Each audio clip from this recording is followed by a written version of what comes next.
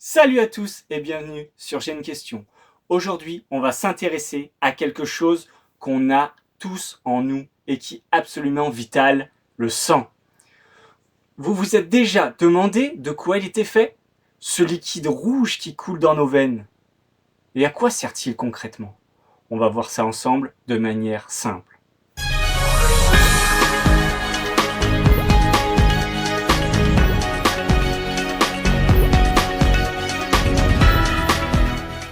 Alors, si on prend une goutte de sang et qu'on regarde de très près, on verrait qu'elle n'est pas juste un liquide rouge uniforme. C'est un peu comme une soupe très spéciale avec une partie liquide qui est plein de petits éléments qui flottent dedans. Le premier élément qu'on va voir, c'est le plasma. Le plasma, c'est la plus grande partie du sang, environ la moitié. Imaginez-le comme un fleuve un peu jaunâtre. Il est principalement composé d'eau à 90%. Mais il contient aussi plein de choses importantes, des protéines, des sels minéraux, du sucre, des graisses, des hormones et même les déchets de notre corps. C'est le grand transporteur. Il permet à toutes les autres parties du sang de voyager partout dans le corps. Et il aide aussi à maintenir l'équilibre de notre organisme, notamment la température. Voyons ensuite la deuxième chose qu'il y a dans notre sang, les cellules sanguines. Les cellules sanguines, elles se comptent par milliards. Il y en a 3 sortes. Voyons les premières cellules, les globules rouges ou hématies. Ce sont les livreurs d'oxygène. Ce sont elles les plus nombreuses et ce sont elles qui donnent sa couleur rouge au sang. Leur forme, un peu comme celle d'un beignet mais sans le trou, ils contiennent une protéine super importante, l'hémoglobine, qui contient du fer. C'est l'hémoglobine qui capte l'oxygène dans nos poumons et le transporte ensuite dans tous les recoins de notre corps, nos muscles, notre cerveau, nos organes, partout où il y a besoin d'énergie. Et en chemin, il récupère le gaz carbonique, un déchet, pour le ramener aux poumons et qu'on puisse l'expirer. Imaginez un train qui part de l'usine, les poumons, chargé d'oxygène. Il le distribue dans toutes les villes, nos organes, puis revient à l'usine chargé de déchets, le gaz carbonique.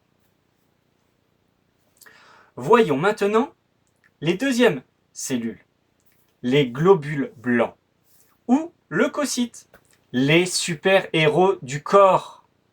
Les globules blancs sont moins nombreux que les globules rouges, mais ils sont aussi essentiels. Les globules blancs sont nos défenseurs, les soldats de notre corps. Quand un microbe, un virus ou une bactérie entre dans notre corps et tente de nous attaquer, ce sont eux qui se mobilisent pour nous protéger. Il en existe plusieurs types, chacun avec sa spécialité pour combattre les intrus. Si une bactérie essaie de s'installer, certains globules blancs vont l'attaquer et la manger. D'autres vont fabriquer des armes, appelées des anticorps, pour la neutraliser. Ce sont nos protecteurs invisibles. Pour finir, il y a les plaquettes, ou thrombocytes. Eux, ce sont les réparateurs. Ce ne sont pas vraiment des cellules à part entière, mais plutôt des petits fragments. Leur rôle est crucial quand on se coupe ou quand on se blesse. Ce sont elles qui vont s'agglutiner et former un petit bouchon pour arrêter le saignement et démarrer la cicatrisation.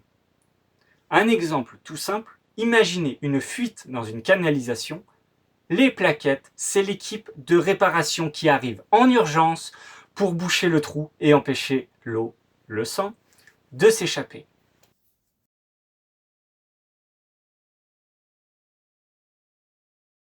Donc, si on récapitule, à quoi sert tout ce petit monde qui compose notre sang?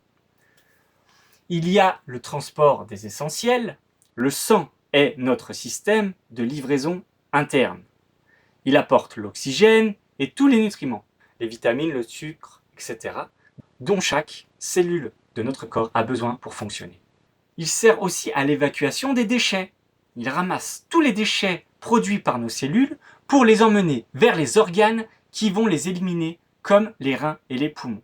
Ensuite, notre sang sert aussi à la défense contre les maladies. On l'a vu, grâce aux globules blancs, il nous protège des infections et aide notre corps à rester en bonne santé. Il sert aussi à la cicatrisation avec les plaquettes qui sont là pour réparer les petites blessures et éviter qu'on ne perde trop de sang. Et enfin, il sert à la régularisation de la température. Le sang aide à maintenir notre corps à une bonne température, environ 37 degrés, en distribuant la chaleur dans tout notre corps. En gros, le sang, c'est le grand chef d'orchestre de notre corps. Sans lui, aucune de nos fonctions vitales ne pourrait s'accomplir. Il travaille sans relâche, jour et nuit, pour nous maintenir en vie et en pleine forme. C'est pour ça que le don du sang est important. Il peut vraiment sauver des vies en aidant d'autres personnes qui en ont besoin. Et voilà, vous savez maintenant un peu mieux de quoi est composé notre sang et à quel point il est incroyable. Si vous avez aimé cette explication, n'hésitez pas à liker cette vidéo, à vous abonner à la chaîne et à me laisser vos propres questions en commentaire. On se retrouve très vite pour une nouvelle réponse. Ciao!